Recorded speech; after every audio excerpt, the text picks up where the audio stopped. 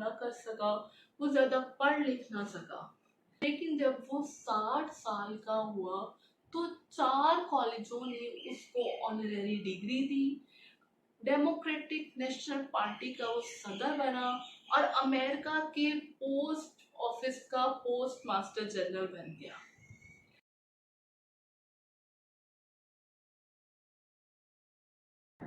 अस्सलाम वालेकुम, कैसे हैं आप सब लोग? उम्मीद करती हूँ खैरियत से होंगे।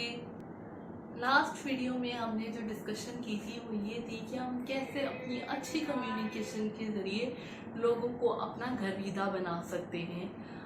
उसमें मैंने आपको दिया था सीक्रेट नंबर 1। आज बात करेंगे सीक्रेट नंबर 2। सीक्रेट नंबर 2 एक ऐसा सीक्रेट है जो सुनने में, और प्रिंसिपल नंबर 2 भी आप इसको कहेंगे, ये बहुत ही एक आम बात है और इस आम बात को हम लोग अपनी ज़िंदगी में बड़ी आसानी से इग्नोर कर देते हैं और हम इसकी इम्पोर्टेंस को नहीं समझते। लेकिन जिन लोगों ने इसकी इम्पोर्टेंस को समझा, उन्होंने इस दुनिया में तरक्की की और इसी प्रिंसिपल्स के ज़रिए वो कहाँ पे थे और कहाँ पहुँच गए। मैं आपको अपनी बात हमेशा अपनी एक मिसाल से ही समझाती हूँ और आप लोग ये रियलाइज करें कि ये सिर्फ बातें ही नहीं है। जिन लोगों ने इन पर अमल किया, उन्होंने इससे तरक्की के ज़ीने तय की। जिम फार्ले ईंटों के भट्टों पर काम करता था। वहां पे काम करते हुए दीवार गिरने से उसकी मौत हो गई। उसके बाद उसकी एक बेवा और 3 बच्चे वापस रह गए। उनमें से एक बेटा जो था वो ईंटों के भट्टे पर काम करने लग गया ताकि उसके जो है रोजमर्रा जिंदगी के मामलात है वो चला सके। उसके नन्हे मुन्ने कंधों पर बोझ आ गया और अपनी इस काम की वजह से वो अपनी पढ़ाई कंटिन्यू ना कर सका, वो ज्यादा पढ़ लिख ना सका। लेकिन जब वो 60 साल का हुआ तो 4 कॉलेजों ने उसको ऑनररी डिग्री दी, डेमोक्रेटिक नेशनल पार्टी का वो सदर बना और अमेरिका के पोस्ट ऑफिस का पोस्ट मास्टर जनरल बन गया। एक सहाफी ने उसका इंटरव्यू किया। उससे पूछते हैं कि भाई आपकी कामयाबी का रीजन क्या है। तो वो कहते हैं कि भाई मैंने बहुत मेहनत की। सहाफी कहता है ऐसा कुछ नहीं। तो कहते हैं कि फिर आपको क्या लगता है कि मैं कैसे कामयाब हो गया? तो वो सहाफी उसको जवाब देता है कि मुझे लगता है कि आप में ये एबिलिटी है कि आप 10,000 लोगों के नाम याद रख सकते हैं। मतलब 10,000 आपने गलत समझा है। मैं 10,000 नहीं, एक वक्त में 50,000 लोगों के नाम याद रख सकता हूँ। जेम फार्ले ने अपनी जिंदगी में ये समझ लिया था कि किसी शख्स को अगर अपना बनाना है तो उसके लिए सबसे मीठी आवाज़ उसके लिए उसका नाम ही है। अब वो जो अमेरिका का प्रेसिडेंट था रूजवेल्ट, उसके लिए वो काम करता था, उसका क्लर्क करता था और उसकी इलेक्शन कैंपेन जो है वो जेम्स फार्ले ने चलाई। जेम्स फार्ले ने उसके लिए कोई 12,000 किलोमीटर ट्रेवल किया।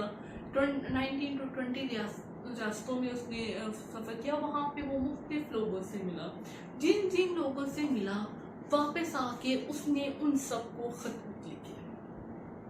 खतूत में उसने सबके ऊपर उसका नाम लिखा, साथ लिखा डियर फ्ला और एंड पे लिखा यूएस के साथ उस खत का अख्ताम किया। मैंने ये कोशिश की कि पोस्ट ऑफिस वालों से ये मालूम किया जाए कि जिसको उसने खत लिखा है, जिसको उसने अपना अजीज और डियर के नाम से लेटर लिखे, उन लोगों ने आगे किन से कम्युनिकेट किया।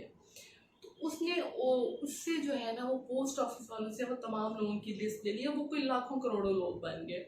लाखों करोड़ों लोगों को उसने सबको एक एक प्यार भरा लेटर लिखा, उनसे उनका हाल अहवाल पूछा। रूजवेल्ट की प्रेसिडेंशियल इलेक्शन के साथ साथ कैंपेन चलाई। वो पता है ये बहुत पुरानी बात हो रही है, तब ये सोशल नेटवर्क और टेक्नोलॉजी इतनी आम नहीं थी। सफ़र करना भी बहुत मुश्किल था और जो वो सफ़र के ज़राए हैं वो भी इतने आसान नहीं थे। और उसकी इस कैंपेन की बदौलत रूजवेल्ट जो है वो कामयाब हो गया।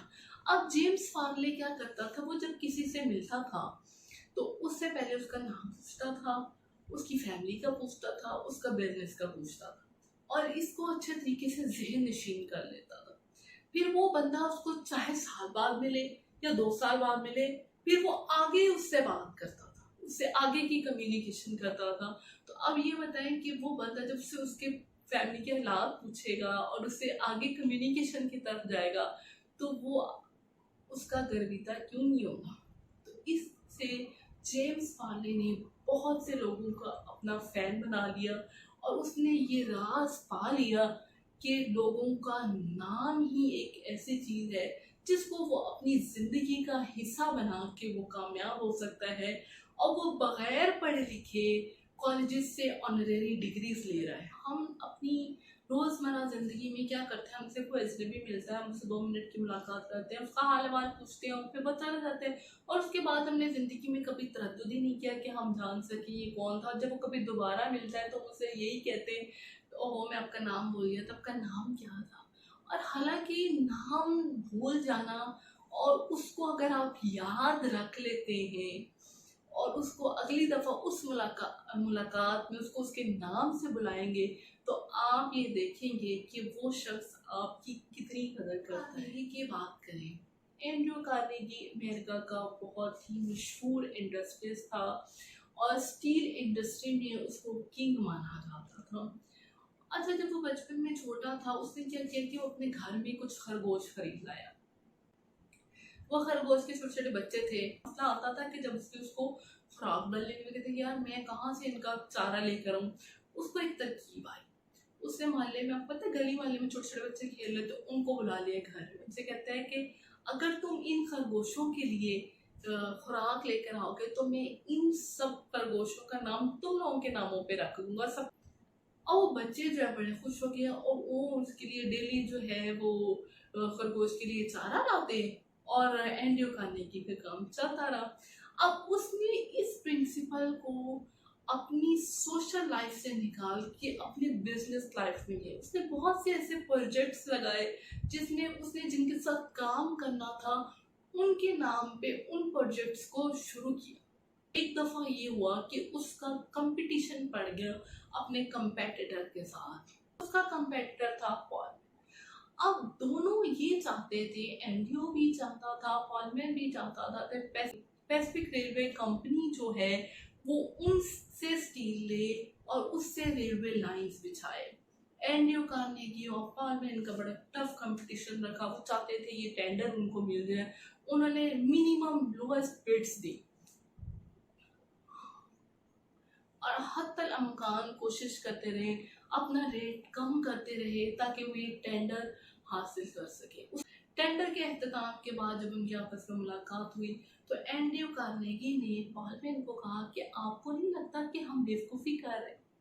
तो क्या एंड्रयू कार्नेगी ने कहा कि हमारी लोएस्ट बिड देने से हमारी कंपनी को नुकसान हो रहा है और इसका फ़ायदा अल्टीमेटली पैसिफिक रेलवे को जा रहा है। पॉलमैन उसकी बात सुन के उससे पूछता है तो फिर क्या किया है? उसको कहते हैं कि हम क्यों ना जॉइंट वेंचर कर ले और उसके बाद पैसिफिक रेलवे को ऑफर दें। तो पॉलमैन उसको पूछता है कि अगर हम जॉइंट कंपनी करते हैं तो उसका नाम क्या होगा? एंड्रयू कार्नेगी कहता है सरकार उसका नाम आपकी कंपनी के नाम पे होगा।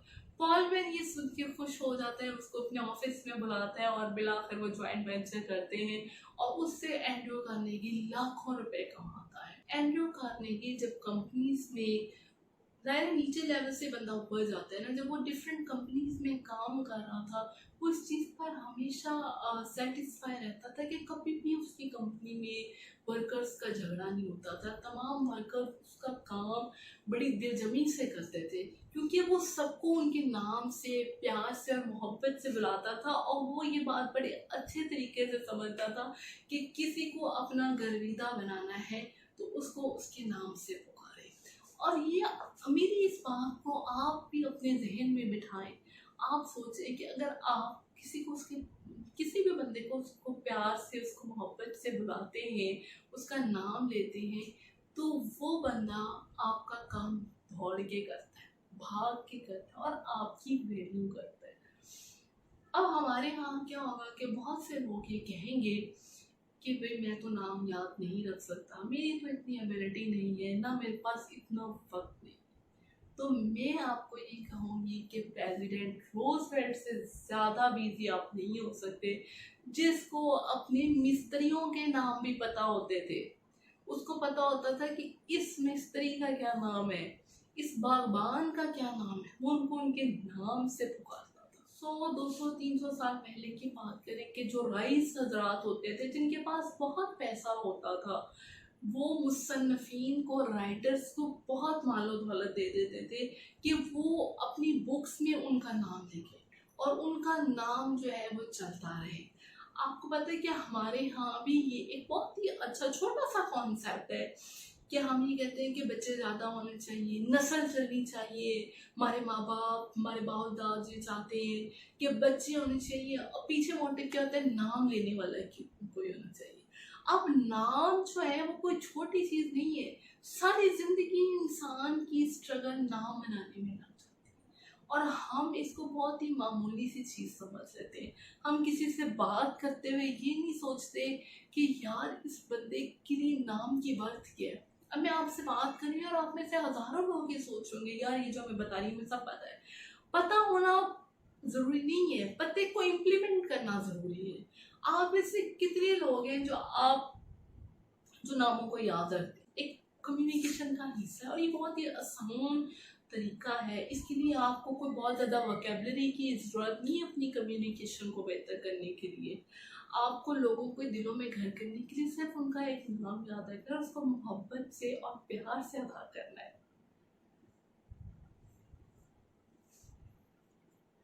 दुनिया के बड़े बड़े लोगों ने, बड़े बड़े बादशाहों ने, उनके वज़रा ने इस असूल का, फ्रांस नेपोलियन सोम का जो था वो भांजा था और वो इस चीज़ पर हमेशा फख्र महसूस करता था कि उसके अंदर ये एबिलिटी मौजूद है कि वो लाखों करोड़ों लोगों के नाम याद रख सकता है। अब वो क्या करता था, जब वो किसी से मिलता था सबसे पहले उसका नाम पूछता था और अगर उसको कोई कंफ्यूजन होती थी उससे दोबारा पूछ लेता था। और अगर किसी का नाम मुश्किल है, जैसे कि मेरा नाम भी मुश्किल ही है, उसको वो कहता था अच्छा आपके नाम के हिज्जे क्या होंगे, ये किस तरीके से बनेगा।